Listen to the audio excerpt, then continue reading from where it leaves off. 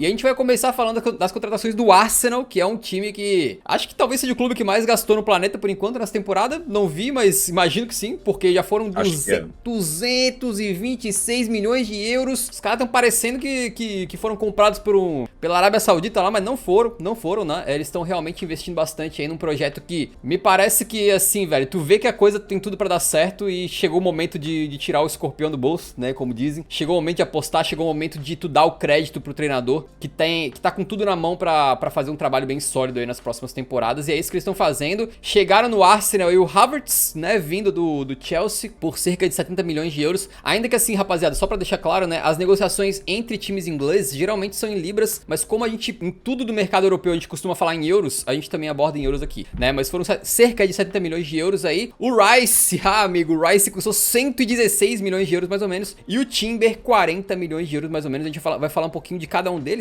mas antes disso, cara, só pra gente começar com o Rice direto, né, que é a contratação mais badalada, ele se tornou a terceira transferência mais cara na história da Premier League, só atrás do Jack Grealish e do nosso querido Enzo Fernandes, e o terceiro jogador mais caro no ranking geral. Então, realmente... Décimo.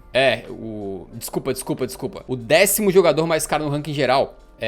Então, realmente uma contratação absolutamente brutal, muito dinheiro envolvido. Que ele pode ficar ainda mais caro, né? Porque tem um bônus de 5 milhões de libras. Então, por exemplo, nesse ranking aí, ele pode se tornar o primeiro, porque se bater as metas, ele vai passar o Enzo Fernandes e ser a transferência mais cara da história da Premier League. É um negócio completamente maluco, né? Mas, cara, como é que tu vê a chegada dele, assim? Porque me parece que ele, principalmente, os outros dois também, né? Mas ele, principalmente, me parece que é aquele cara que já chega pra ser titular de cara, assim, sem ter nenhuma dúvida em relação a isso. E que, a não ser que aconteça algo muito esquisito, me parece que ele vai, assim, elevar muito o nível do meio-campo do Arsenal, né? Vale lembrar que o Rice não só é um cara bom na marcação, um cara alto, que tem presença física, como ele também tem qualidade no passe, um cara que organiza jogo, e no West Ham era um líder, que também conta dentro do elenco, né? Exatamente, já era capitão da equipe, mesmo tendo só 24 anos, inclusive ele já tinha um tempo que ele tinha se tornado capitão da equipe. Um cara que estava no West Ham fazia 10 anos, né, contando futebol de base, foi uma longa trajetória ali nos Hammers, e finalmente, cara, depois de muitos anos, o Rice, cara, é um caso, assim, que todo ano ele era especulado em todos os clubes possíveis de futebol inglês, e às vezes até de fora. Já havia de ser especulado em Bayern de Munique, em Real Madrid, era um cara, assim, muito desejado por todo lugar. E finalmente essa transferência saiu, né, cara? A gente já sabia que ela sairia, porque na temporada passada, no finalzinho, depois que o West Ham ganhou a Conference League, o presidente do West Ham falou publicamente que o Rice pediu para sair, e ele tinha dito que iria facilitar a saída dele de boa, desde que chegasse uma boa oferta. Então a gente já sabia que ele seria negociado. Chegou a ter um murmurinho ali de Manchester City, né, que sinceramente, eu não sei até que ponto que isso era verdade, ou que só estava sendo utilizado para de repente aumentar o preço dele, mas no fim das contas estava muito na cara que ele ia pro Arsenal, porque todas as informações diziam que o próprio Declan Rice estava dando prioridade pro Arsenal, e é até compreensível, porque a gente olha pro City, cara, existe um tal de Rodri na posição do Declan Rice lá, que simplesmente é impossível imaginar alguém chegando e competindo por vaga com o Rodri. Não, especialmente considerando que... Desculpa te interromper. Não, e o próprio Stones também, que tá fazendo uma parceria com o Rodri quando o City tá na parte ofensiva, então seria loucura, né, trazer o Rice, ainda mais pagar, sei lá, 100 milhões. Exatamente, eu até vi uma galera falando que, não, mas dá pra jogar os dois juntos, porque o Rice sabe jogar, o Rodri também tem capacidade ofensiva, mas o City já tem o Stones fazendo essa função. O Stones, ele joga de zagueiro sem a bola, mas quando o City tá com a bola, ele atua como segundo volante. Então, sinceramente, eu não consegui enxergar um encaixe pro Declan Rice jogar como titular. E aí você poderia pensar, mas de repente ele vem, é reserva, e depois ele fica no lugar do Rodri. Só que, cara, o Rodri tem 27 anos de idade. O Rodri não é um veterano. O Rodri ainda tem muito chão, né, no Manchester City, ainda tem muita história para escrever lá. Então, sinceramente, eu não via sentido no Rice ir pro City, mesmo que o City, com certeza, seja o melhor projeto do futebol inglês hoje, né? Isso aí é indiscutível. Mas pro Rice, pensando de maneira individual, pensando na carreira dele pro futuro, acho que é uma boa ele ir pro Arsenal, porque ele vai jogar num dos principais clubes na Inglaterra, um clube que tá na Champions League e que hoje tem um treinador que a gente já sabe que tem plenas condições de extrair o melhor de jogadores jovens. Tem vários jogadores jogadores jovens no Arsenal que jogaram uma barbaridade na temporada passada nas mãos do Arteta, né? O Saka, o Odegaard, o Gabriel Martinelli e muitos outros. Então, eu acho que ele fez a escolha certa com toda certeza. E eu tô muito empolgado, cara. Sinceramente, esse time do Arsenal, na temporada passada eu já falei aqui, apesar da tal da pipocada que todo mundo fala, mas pra mim o Arsenal foi um dos times mais legais de se ver jogar na temporada 22-23. E dessa vez aqui, cara, tem tudo pra ser ainda melhor. Porque como o Pedro falou, quando ele começou esse bloco, o Arsenal tá confiando muito no trabalho do Arteta, né? Não é à toa que eles investiram toda essa grana em apenas 3 contratações, né? Mais de 200 milhões de euros investindo em 3 jogadores. Foram buscar o volante dos sonhos do Arteta, que era o Rice. Então, tem tudo, cara, pra ser uma temporada muito interessante do Arsenal, que, vale dizer, tá voltando à Champions League pela primeira vez desde a temporada 2016-2017. Então, tem tudo pra ser um ano bem empolgante aí pros Gunners. Vale lembrar também que o Rice passou 7 anos na base do Chelsea quando ele era molequinho, tá? Inclusive jogou lá com o Mason Mount. E agora ele foi pro Arsenal, já é o terceiro clube de Londres em que ele atua. E outro que veio do Chelsea é o Havertz, né, cara? Inclusive tem uma foto aqui pra quem tá vendo ao vivo. O que todos esses jogadores têm em comum? Recentemente, nos últimos anos, o Arsenal tem contratado uma pá de jogadores do Chelsea. Veio até lendas, né, como o Peter Cech, veio o David Luiz, veio o Willian, Jorginho e agora o Kai Havertz, que... Bom, cara, eu já falei 1 bilhão de vezes aqui nesse cast, mas eu sou obrigado a repetir, né? Pra mim, é um jogadoraço se estiver na posição certa. Como centroavante, improvisado, acho péssimo, acho que assim, não tem sentido. Eu tô querendo saber muito como é que o Arteta vai encaixar ele na equipe, mas se ele vê o Havertz como um 9, um cara pra brigar por espaço com o Gabriel Jesus ali, não sei, eu tenho minhas dúvidas, cara, mas de repente se for um papel alternativo aí, talvez um pouquinho mais pra trás, eu já consigo vislumbrar algo melhor. Eu queria que tu falasse um pouquinho do Havertz, mas também do Timber, que, cara, eu não sei o que tu acha, mas eu tava pesquisando mais sobre o Timber, né, nesse final de semana, e ele é um zagueiro com muita qualidade de passe, tá? Ele tem uma fraqueza que é meio que bola aérea, mas ele é um bom zagueiro, interceptação muito boa, desarma legal, se posiciona bem e tem qualidade de passe. No Ajax, ele já fazia... eu não vou comparar assim direto porque eu não sei se era exatamente isso, mas tentando trazer uma analogia pra galera entender, já fazia um pouquinho desse lance do Stones, de um zagueiro que tem aquela liberdade pra se juntar ao meio campo e tentar fazer algumas jogadas por ali. Então eu não me surpreenderia não se o Timber for titular, né, e acabar fazendo um papel híbrido mais ou menos como o Stones tá fazendo no City lá, cara. Acho que vai ser bem interessante ver esse camarada jogando, porque realmente com a bola no pé ele é muito bom. E ele é um jogador versátil, né, pode jogar tanto lateral na zaga direita, quanto na lateral direita. Assim, cara, a zaga do Arsenal parecia muito consolidada, né, com o Gabriel Magalhães e com o Saliba. Acho que se for pra rodar alguém, cara, infelizmente vai ser o brasileiro, porque o Saliba fez uma temporada excepcional na temporada passada, inclusive depois que o Saliba se lesiona, porque, pra quem não lembra, o Saliba se lesiona na reta final da temporada, e sem o Saliba, o Arsenal teve alguns jogos bem ruins defensivamente, né? Então, acho que se ele for usar o Timber como zagueiro e for manter o esquema ali com 2 zagueiros, provavelmente quem vai rodar é o Gabriel Magalhães, mas também pode ser que, por exemplo, ele desloque o Timber pra lateral direito, no lugar do Tomiyasu, que, assim, apesar do Tomiyasu ser um jogador razoável, também foi um cara que cometeu alguns erros ali na temporada passada, como, por exemplo, no jogo contra o Manchester City, né, no Emirates Stadium. Também é um jogador muito bom. E vale lembrar pro pessoal para não confundir com o irmão dele, né, cara? Porque ele tem um irmão que... Eu acho que eles são gêmeos. Gêmeo. Não tenho certeza absoluta. Os caras são iguaizinhos, cara. E jogam no futebol holandês, né? O Timber no Ajax, o irmão dele no Feyenoord, não é? Se eu não me engano. Agora eu não tô lembrado, mas joga lá assim. É o Quentin Timber, o irmão dele. E esse Timber aí do Arsenal é o Jurien Timber. Exatamente. Acho que vai encaixar perfeitamente. Era um cara que o Arsenal tava precisando, né? O Feyenoord. Não tem Exato, o irmão dele joga no Feyenoord. O Arsenal não tinha uma defesa tão abundante assim, né? Em termos de opções. Então, uma contratação muitíssimo bem-vinda. E quanto ao Havertz, como o Pedro falou, sem dúvida a melhor posição dele é como meio atacante, né? Um jogador de infiltração, digamos assim. Acho que o Arteta vai usar ele assim. Sinceramente, eu não vejo o Havertz brigando por posição com o Gabriel Jesus, porque o Gabriel Jesus é um cara que sempre joga muito bem no Arsenal, desde que ele chegou, né? Quando ele tá disponível, ele teve uma lesão ali na Copa do Mundo que tirou ele de, sei lá, 2, 3 meses de futebol ali, mas é um cara que sempre ia muito bem, apesar de perder alguns gols ali, mas enfim, isso é o de menos, é um cara que gera muito jogo. Acho que vai continuar sendo centroavante do Arsenal, né? Ele voltou a ser centroavante no Arsenal, no Manchester City ele meio que não era mais considerado para essa posição, então acho que ele vai montar um meio campo com o Havertz e o Odegaard, um meio campo bem ofensivo com esses 2 caras, né? 2 jogadores que podem alternar, né? Uma hora um sobe mais, outra hora o outro sobe mais.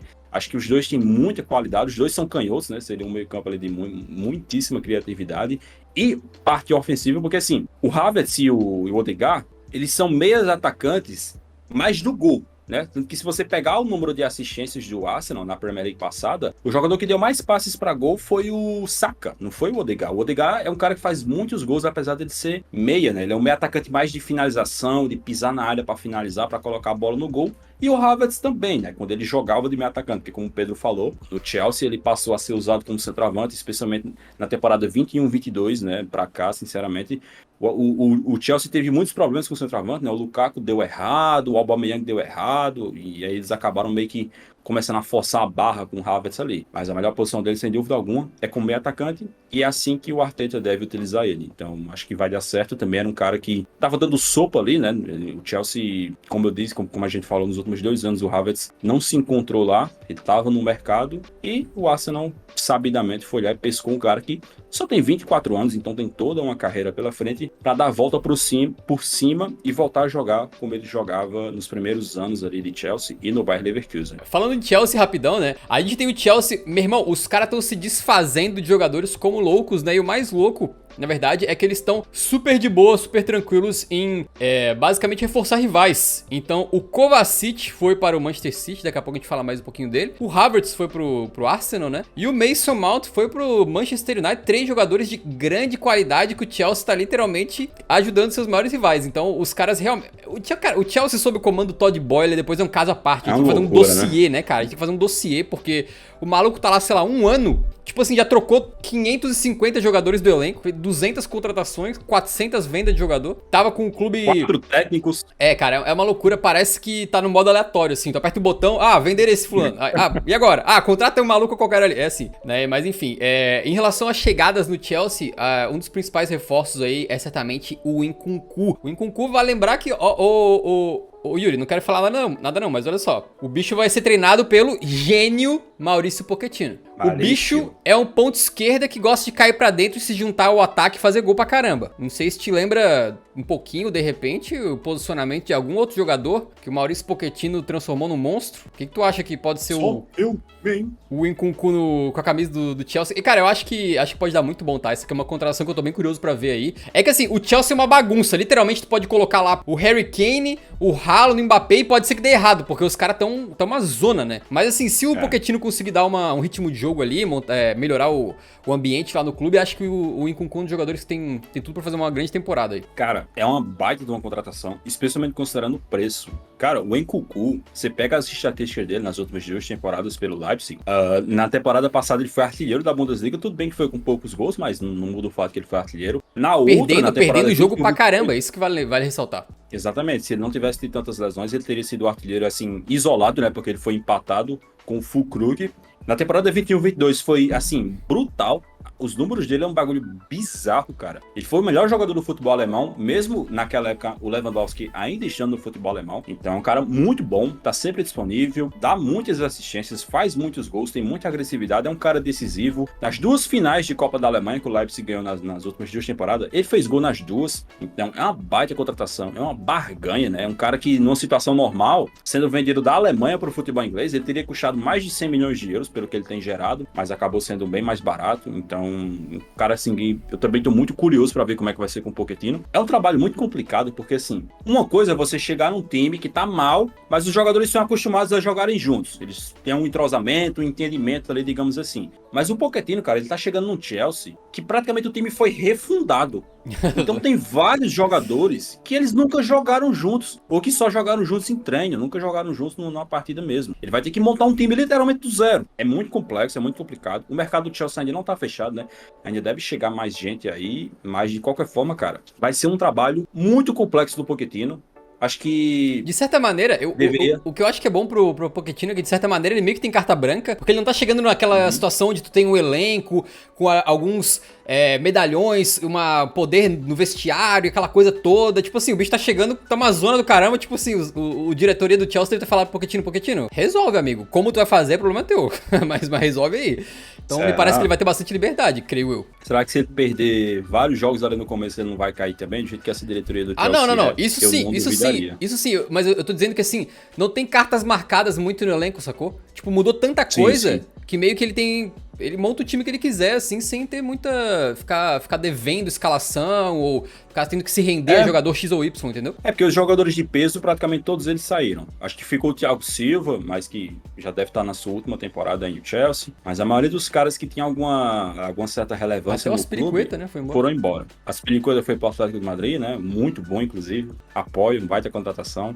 Então, como eu falei, assim, iniciar um trabalho do zero, a galera tem que ter paciência lá, cara. Senão, eles não podem esperar que o Pochettino vai montar um time para brigar pela Premier League. Essa temporada do Chelsea é uma temporada de reconstrução. Se pegar a vaga na Champions, meu irmão, estende a mão pro céu e dá glória a Deus. Que eu acho que não vai pegar, porque a concorrência por vaga na Champions nessa Premier League vai ser um bagulho brutal, cara. É City, é Arsenal, Manchester United, Liverpool, Newcastle, o Tottenham de Ange Postecoglou. Então é uma concorrência muito grande, é muita gente ali que pode brigar por essas vagas, e são só 4 vagas com potencial para ter uma a mais, né? Porque o formato da Champions vai mudar. Enfim, isso é coisa pro futuro, mas eu acho que tem que ter paciência, né? O Chelsea não tá em nenhuma competição europeia, então só vai ter as competições nacionais ali para jogar. Quem sabe dar uma pescadinha ali numa Copa da Inglaterra, não sei, uma Copa da Liga. Mas se eu fosse torcedor do Chelsea, eu não iria para essa temporada com expectativas altas em termos de tabela, né? Tem que ser pé no chão, ver primeiro como é que esses jogadores vão se entender em campo, como é que eles vão assimilar as ideias do Pochettino para dar início aí a essa nova era no Chelsea. O Pochettino é um baita treinador. Eu sei que a passagem dele no PSG foi meio complicada, mas assim, no PSG, cara, com todo carinho, todo treinador tá indo mal. Todo. Treinador bom chega lá e vai mal. O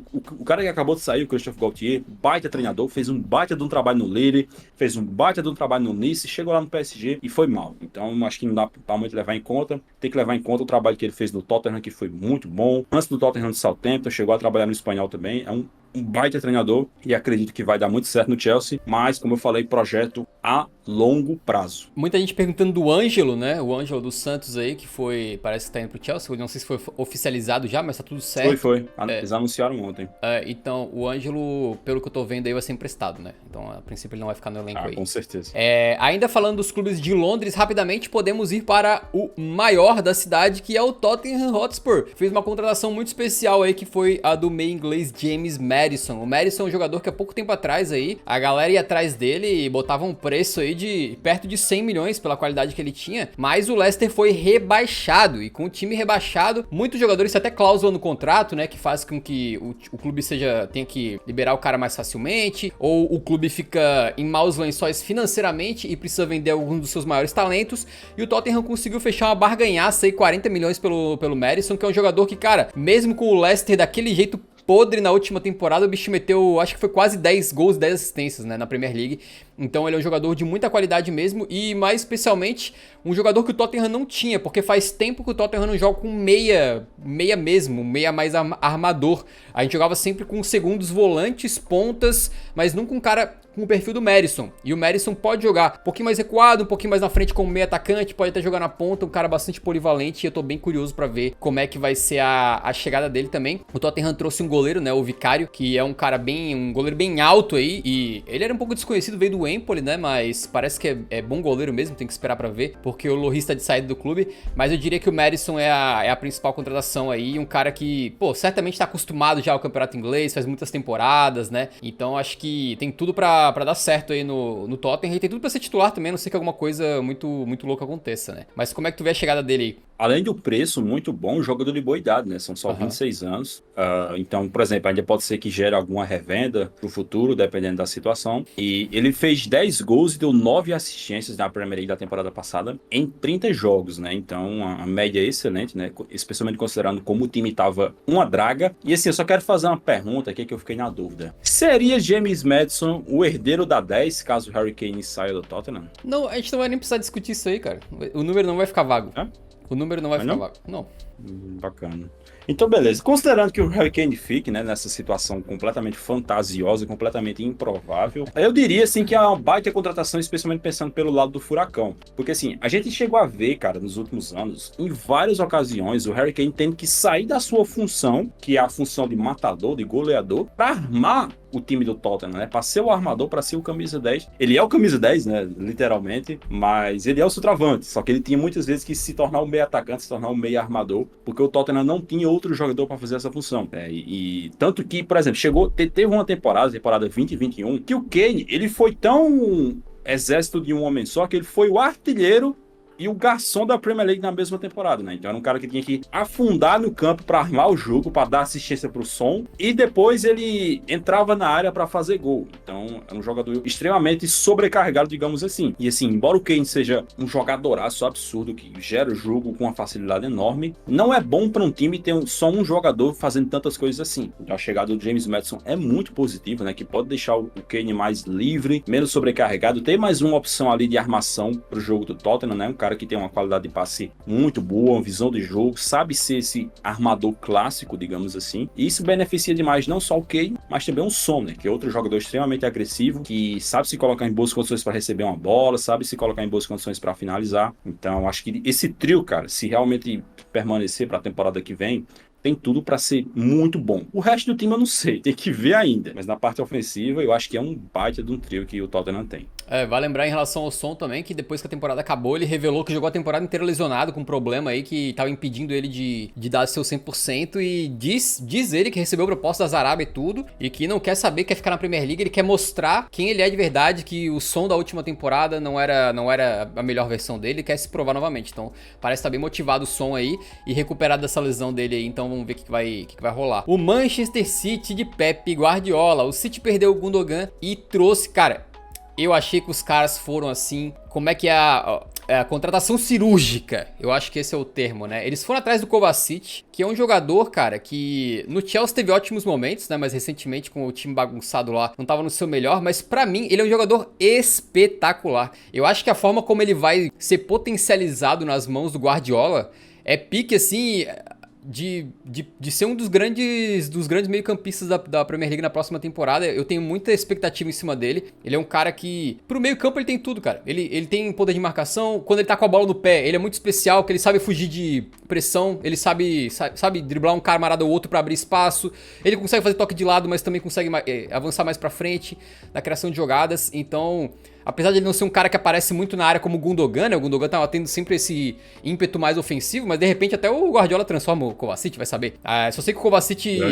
Eu sempre vejo ele como... Sempre vi ele como um jogador muito especial, sempre gostei de ver ele. E geralmente quando cai um cara com talento desse nas mãos do famoso Josep Guardiola e Sala, eu acho que a gente pode esperar coisas boas aí. O que tu acha? Eu também acho uma baita contratação, né? Quando começou a pipocar as informações ali de Kovacic no City, eu já pensei, nossa senhora, o Kovacic nas mãos do Guardiola vai virar o Iniesta, cara. Vai virar o Xavi 2.0, porque não tem condições, cara. Porque assim, o Guardiola, ele tem essa mania de pegar jogador medíocre e transformar no cara no... Meu Deus do céu. Ele pegou o Akanji e virou o Baldini, né? Sem exagero nenhum. Sem exagero nenhum, né? Ele tem essa mania. O Sterling nas mãos do Guardiola era o Ronaldinho Gaúcho. Então, assim, ele pega jogadores que são medíocres ali, consegue transformar os caras em máquinas. Então, imagina ele pegando um jogador que é genuinamente bom, como é o caso do Kovacic, né? Então, a gente tem motivos para estar empolgados aí com essa contratação. O Kovacic, que assim, cara, acho que o único defeito do Kovacic é a questão física, né? Um cara que de vez em quando tem umas lesões ali que atrapalham demais a sequência dele. Mas qualidade ele sempre teve, né? No Real Madrid, era um cara excepcional. Infelizmente, não tem espaço para ser titular no Real Madrid, porque, nossa, o meio-campo do Real Madrid é simplesmente impossível qualquer jogador conseguir chegar lá e ter espaço na época que o Kovacic estava lá, né? No auge de Modric, Kroos, Casemiro, essa galera toda. No Chelsea foi muito bem, né? Muito bem com o Thomas Tuchel. Nem sempre era titular. No time que ganhou a Champions, por exemplo, ele não era titular. Era um cara que entrava ali no segundo tempo, ia muito bem. Na temporada 21-22 ele foi mais vezes titular também, foi muito bem. E na temporada passada meio que se perdeu na bagunça toda que era o Chelsea. Mas é um cara com muita qualidade. É dessa geração fina de meio-campistas da Croácia, né? Vários caras ali muito interessantes nessa zona de campo do futebol croata. E com certeza, cara, eu não sei eu não sei não. Eu acho que ele não vai chegar como titular no City, mas eu acho que é um cara que tem potencial para aos poucos ganhar essa posição de novo camisa 8, de novo 8, a função de 8 ali do Manchester City. É uma contratação muito boa. E vale dizer também que o City trouxe o Kovacic, né, para substituir o Gundogan, e também tá, digamos assim, fechado já com o Gvardiol. Gvardiol, melhor zagueiro da Copa do Mundo, vocês conhecem aí, RB Leipzig, cara muito jovem e já muito bom. Tem várias informações que dizem que o City já tá fechado com o Gvardiol, só falta fechar um valor com o Leipzig. Então, assim, o City já era um time muito bom, perdeu o Gundogan, que era um dos principais jogadores, mas tem tudo para se brincar, vir até melhor para a temporada que vem. Porque, assim, cara, uma zaga, um Gvardiol, e Rúben Dias é pra lascar. Né? É pra lascar, né? Especialmente assim, porque o Vardiol é canhoto, zaga pela esquerda, tudo certinho, bem encaixado. O Rúben Dias destro, o zaga pela direita bem encaixado ali, cara. Vai virar uma coisa assim, indecente. Outro problema do Kovacic também é que ele tem 2 acentos no Cs do nome dele, e cada um dos acentos é diferente do outro. Então vocês podem ver, pra quem tá vendo ao vivo, que no nosso tweet, ó, a gente escreveu assim da forma brasileirada, Kovacic sem acento nenhum. Então o problemaço dele é que se tu quiser escrever o nome certinho, você tem que jogar no Google e copiar do Google, porque eu não sei fazer como é que é um acento circunflexo de cabeça pra baixo no C. Nem não faço a menor ideia como é que faz isso aí. Então, problemaço. Se eu não me engano, isso indica que o C dele se lê com som de S, né? Quando tem um acento circunflexo. É por isso que se fala Kovacic e não Kovacic. Kovacic, né? Entendi. Exato, porque o C tem um circunflexo e o outro C tem um acento agudo. É uma loucura, aulas de croata, simplesmente. É uma loucura. Esses idiomas aí dessa região da Europa, sinceramente, pra mim é tudo ficção. Tá, por falar em ficção, o Mason Mount é o novo camisa 7 do Manchester United, exatamente. A gente tá falando da saída dele do Chelsea, né? É um jogador que surgiu... Olha só, Yuri, curioso, né? Um cara que surgiu nas mãos do Frank Lampard. Né? O Frank Lampard foi que botou esse moleque pra jogar, sim, fez ele virar um grande jogador, né? Chegou a ser ainda antes do Chelsea, né? Porque, se não me engano, o Mount teve County, um período... Exatamente. E lá que o Frank Lampard começou a dar chance pra ele. Exatamente, se transformou num grande meia, um cara com potencial ofensivo muito bom, chuta de fora da área, tem drible e tal. E acabou que, eu não sei, teve uma época que eu tinha a impressão que ele seria um cara assim pra passar a carreira inteira no Chelsea, de repente, né? Um cara ali sempre como titular e tal, que seria meio intocável. Mas o Chelsea, maluco, passou um furacão lá, mexeu em tudo, né? Não tem mais nada certo, não tem nada seguro, não tem nada 100%. E o Mason Mount acabou indo embora, foi buscar o espaço dele lá no Manchester United. E, cara, é um jogador muito interessante, mas eu não sei exatamente como é que o Ten Hag pensa em utilizá-lo, né? A gente sabe que o meio-campo do Manchester United recentemente vinha com quase sempre que era possível, né? Quando os três estavam bem. Era Casemiro, Eriksen e Bruno Fernandes. E aí 2 pontos e um atacante. E o Mount, geral, assim, se fosse pra substituir 1 para 1, ele entraria no lugar do Bruno Fernandes, né? Isso nunca vai acontecer, o Bruno Fernandes não vai sair do time, obviamente.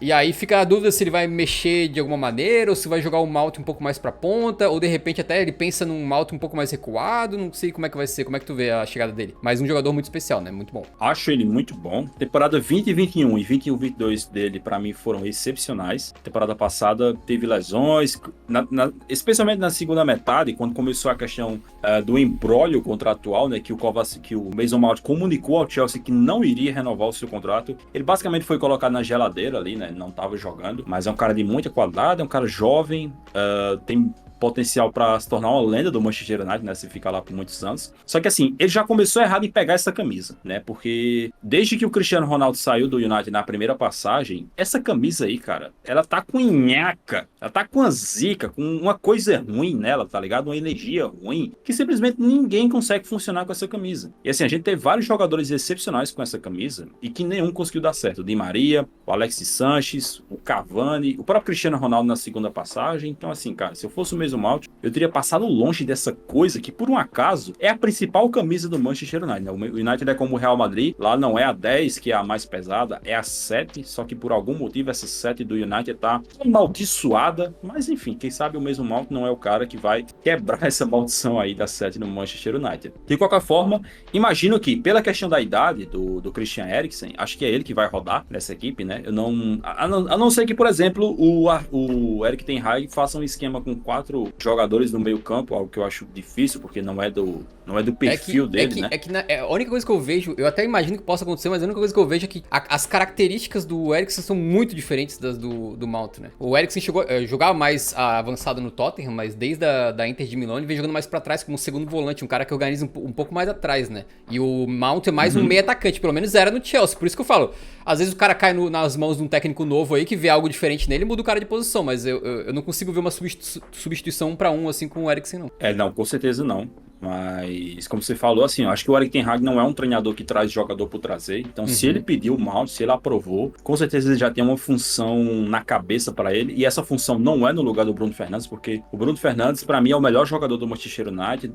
Vai ser o capitão da equipe aí, depois do Harry Maguire ter perdido a braçadeira. Então, é um cara, assim, que é peça-chave do projeto do Manchester United. Então, com certeza, zero chance do Mason Mount ter chegado para brigar por posição com o Bruno Fernandes. Mas, de qualquer forma, eu confio no Ten Hag. Para mim é um baita de um treinador. Já elogiei várias vezes aqui o trabalho dele na primeira temporada no Manchester United por N motivos. Então acho que vai dar certo. Acho que ele vai encontrar a melhor função para o Mason Mount. E eu tô curioso pra ver se ele vai recuperar o bom futebol dele, cara. Porque, pra mim, não tem discussão o talento do Mount. Pra mim é um excepcional jogador.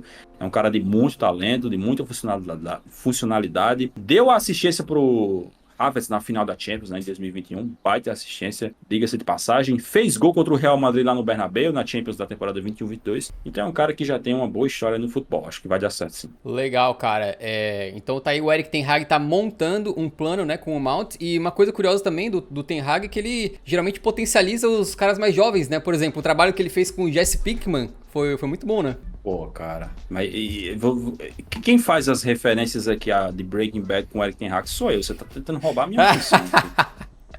Tá, vamos pro próximo então, que agora eu vou falar um pouquinho do Liverpool. O Liverpool fez 2 contratações espetaculares mesmo fora da Champions League, atraindo talentos de topo, né, que foram aí a chegada do McAllister vindo do Brighton, um jogador que se consolidou perfeitamente na Premier League nas últimas temporadas e depois também se consolidou na Argentina sendo campeão do mundo como peça essencial. Muito polivalente o McAllister, né, pode jogar um pouquinho mais recuado, um pouquinho mais pra frente, organiza jogo e tal, muito bom jogador. E o Szoboszlai também chegou, um cara que a gente vem acompanhando a carreira dele já há muito tempo. Ele passou por... Cara, o pessoal da RB foi buscar o cara lá na Hungria. Ele passou por todo o sistema da RB, né? Naquele... Como é que chama aquele time que é tipo o time B do RB Salzburg, depois RB Salzburg, RB Leipzig. E agora chegou no Liverpool, um cara que joga mais de meio atacante, né? Ainda que possa jogar um pouquinho mais pelo lado, de repente, mas joga mais de meio atacante. E tem uma batida na bola especial, velho. Daqueles caras que tem um toque diferenciado, saca? Assim, tu vê os chutes dele de fora da área, tu vê as faltas que ele cobra.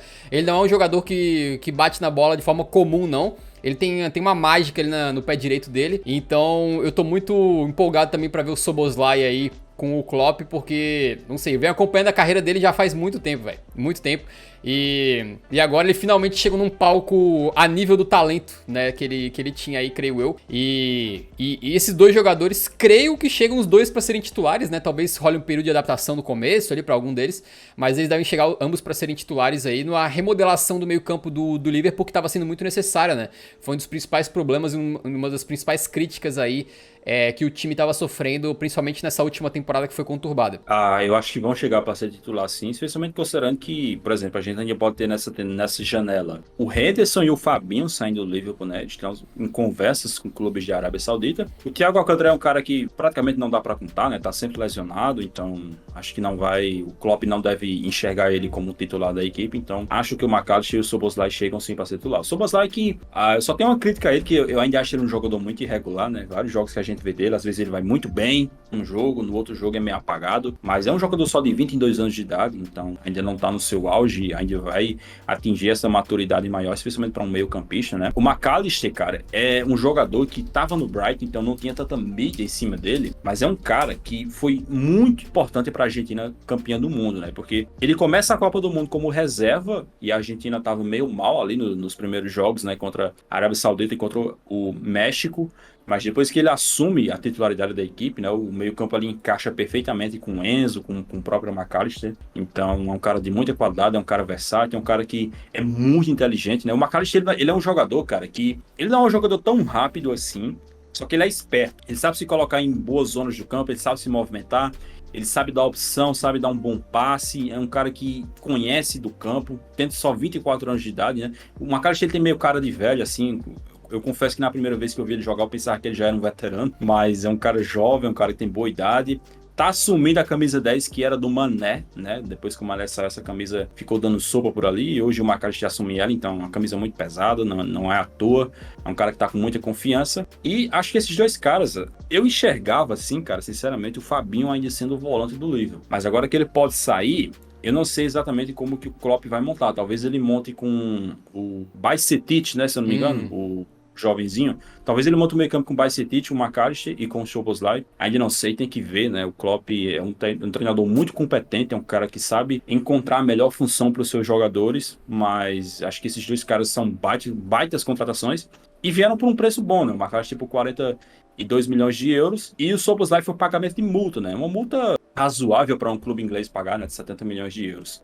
Duas baitas contratações e com um fator, cara, que o Liverpool ele não tá na Champions League, ele vai jogar a Europa League na próxima temporada 22-23, 23-24, aliás. Então, consegui convencer dois caras, assim, que tinham muito mercado, né? O McAllister tinha muito mercado, é um destaque da Copa do Mundo, o Szoboszlai nem se fala, um jogador jovem que já é comentado há bastante tempo, e o Liverpool conseguiu convencer esses dois caras a topar o projeto, mesmo estando fora da Champions, né? Então, olho nesse livro que eu tô falando desde a temporada passada, que é um time que se reencontrou na reta final, né, com a nova função do Alexander-Arnold, jogando como híbrido de meio campista e lateral direito, especialmente considerando que eles não vão estar com foco desviado para a Champions League. Sinceramente, eu não consigo ver esse Liverpool jogando com muito foco para ganhar a Europa League.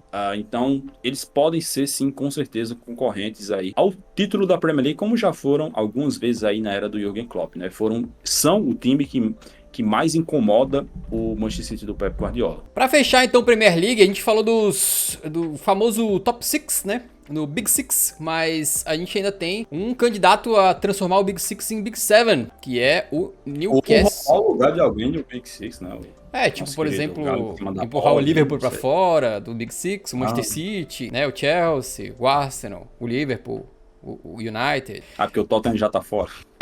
Nem tá considerando. O Newcastle fez uma contratação que eu acho uma das mais importantes dessa janela inteira, não exatamente pelo jogador, mas pelo que ela representa, né? O Newcastle, com 70 milhões de euros, simplesmente transformou o Tonali no italiano mais caro da história e tirou um dos principais jogadores do colosso gigantesco AC Milan, né? Então, um jogador que preferiu trocar o Milan pelo Newcastle. Na verdade, até a história é um pouco mais complexa do que essa, né? Parece que o Tonali não exatamente queria, quando veio a primeira ideia assim, ele falou, pô, não tô afim não. Aí o pessoal do Milan, mais ou menos, falou assim, italiano, né? Ma Tonali, é molto dinheiro. Molto dinheiro. Precisamos do dinheiro. Precisamos do dinheiro. Aí o Tonali falou, bom, se é pra felicidade geral da nação, vou para Digo ao povo que eu Digo ao povo que eu vou pro Newcastle. E aí ele foi. Mas assim, é realmente uma mudança absurda do equilíbrio de forças no futebol global. Por isso que eu acho que essa transferência é tão representativa, né? Um jogador que acaba de virar um dos principais jogadores de um dos maiores clubes do mundo, de disputar uma semifinal de Champions com o Milan, né? De ser campeão italiano com o Milan recentemente. Jogador convocado para a seleção italiana que aceita fechar com o Newcastle. Agora, em termos de qualidade do atleta, pô, um meio campo com ele, Bruno Guimarães ali, é brutal, cara, é brutal. É o meio campo ítalo-brasileiro, né? Bruno Guimarães, Joelinton e Tonali. Cara, essa é uma transferência que definitivamente eu não vi chegando. Assim, quando pipocou, e foi muito rápido, foi tipo assim, saiu a notícia que o Newcastle tinha feito a oferta por ele, alguns dias depois ele já estava anunciado. Foi um negócio muito rápido. Eu não esperava que o Tonali fosse sair do Milan, né? Porque, como você falou, ele era um dos principais jogadores do Milan, e era um cara que estava muito feliz no Milan. Nunca tinha sido falado nele sair, nele querendo novos ares, nele querendo jogar num clube mais rico. Estava muito satisfeito com a situação dele no Milan, né? Inclusive, tem até um meme rolando nas redes sociais, que tem várias fotos do Tonali desde que ele chegou no Newcastle, que ele tá com a cara bem triste, tá com a cara fechada, meio para baixo. Então, como você falou, provavelmente o Tonali não tá feliz ainda com essa situação.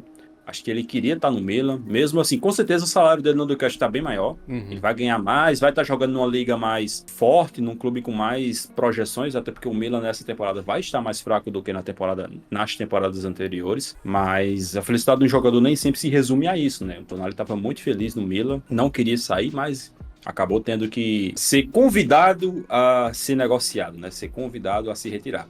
Talvez até essa primeira temporada dele no Newcastle não seja tão boa justamente por causa disso, né? Porque nunca é fácil quando você precisa se adaptar a um novo trabalho sem querer, né? Sem querer estar nesse novo trabalho. Mas em termos de talento é indiscutível. Para mim é um baita de um volante, um jogador excepcional. Muito, muito bom mesmo, né? A gente via ele, o cara é um pilar desse time do Milan, e é um cara que tem qualidade pra tudo, né? Saída de bola, chegada no ataque, passe curto, passe longo, por baixo, por cima, um jogador muito, muito bom mesmo. Então, assim, em termos de talento é indiscutível, muito boa aquisição pro Newcastle, e é uma aquisição, cara, que começa a dar uma virada de chave no Newcastle, né? Porque nesses primeiros anos aí, que o Newcastle tá pertencendo ao Arábia Saudita, eles fizeram algumas contratações ali muito boas, mas que ainda não eram aquelas contratações de tipo, clube bilionário, sabe? Tipo Chelsea, Manchester City faz, PSG. Mas essa daqui é uma contratação gigantesca, cara. É um cara que, por exemplo, Tonali, seria titular no PSG, seria titular, por exemplo, no Chelsea, seria titular no Barcelona. É um cara que teria várias opções caso quisesse sair do Milan. Então, com toda certeza, aí já é uma contratação que dá uma anunciada em como pode ser esse futuro do Newcastle, que é o novo bilionário da festa. Novo Castelo. Então tá aí, a gente deu uma passadinha rápida sobre as principais contratações do Big Seven aí da Premier League.